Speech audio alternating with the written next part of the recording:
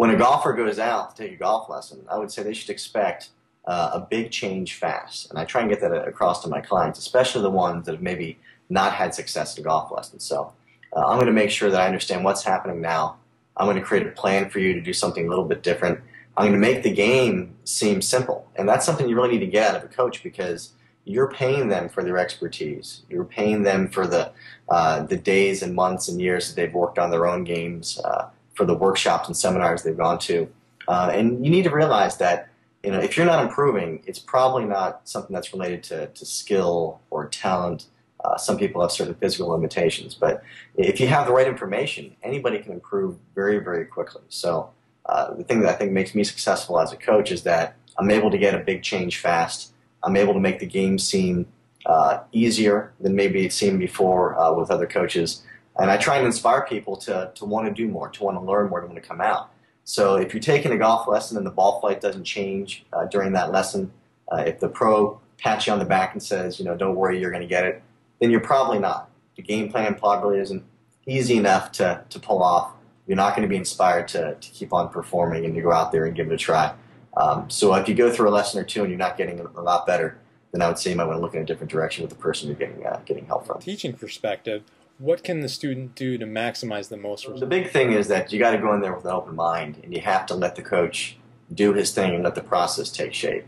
When you go in there, realize that the swing that you have now is actually perfect for the ball flight that you're getting. I don't look at golf swings as good swings and bad swings. So if you're slicing, you know, out of bounds to the right, then your swing is perfect for creating a slice. So if you want a different flight, you're going to have to create a different swing to create a different impact. And very often for people, changing a grip or changing their posture isn't comfortable for them. So you have to be willing to kind of follow the coach's lead, do what he asks, and see the change unfold.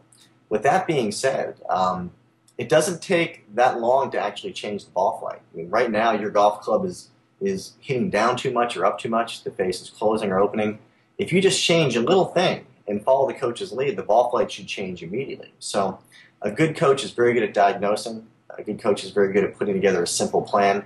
So during that first lesson, your ball flight should change, and you should see a result that's way better than you've seen before. Now, having ownership of that skill is entirely different.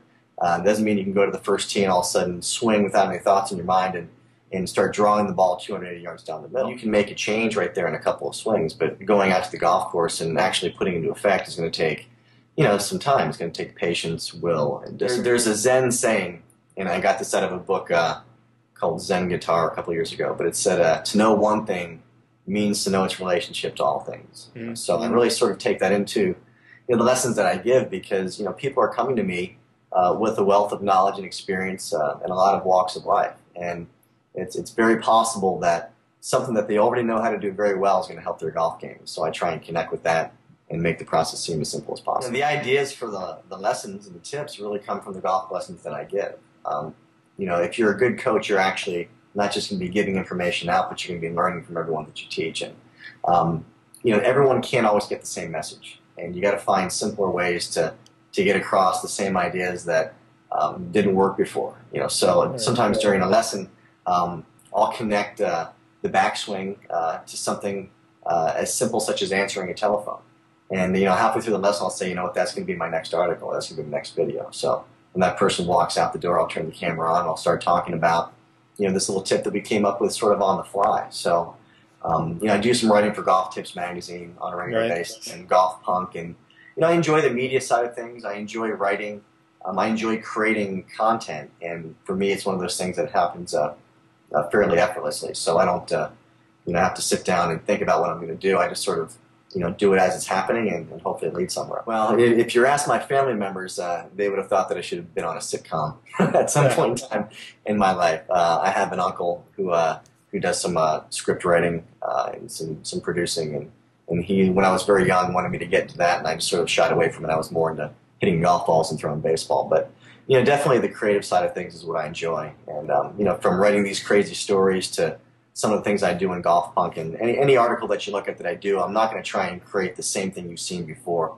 You know, with golf, you're dealing with chipping, pitching, putting, sand, tee shots.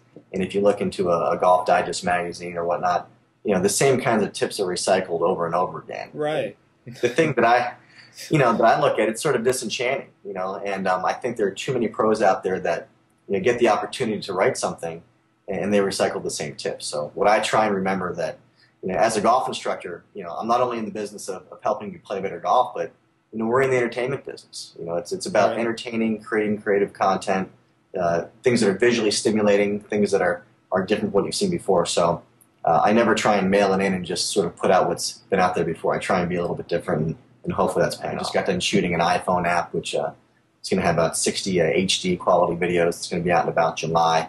And I'm just interested in doing more with my career. I've had my fun flying and playing guitar, and I certainly like to do those things still. But right now I've been really focused on trying to be the best I can be in the business and see where that takes me. To find out more information about Jeff, you can visit sandbox8.com, or you can visit jeffrittergolf.com, and if they're looking to get the book, they can actually go to the book site, which is jeffritterbooks.com. And it's also available on amazon.com and also on Kindle as well.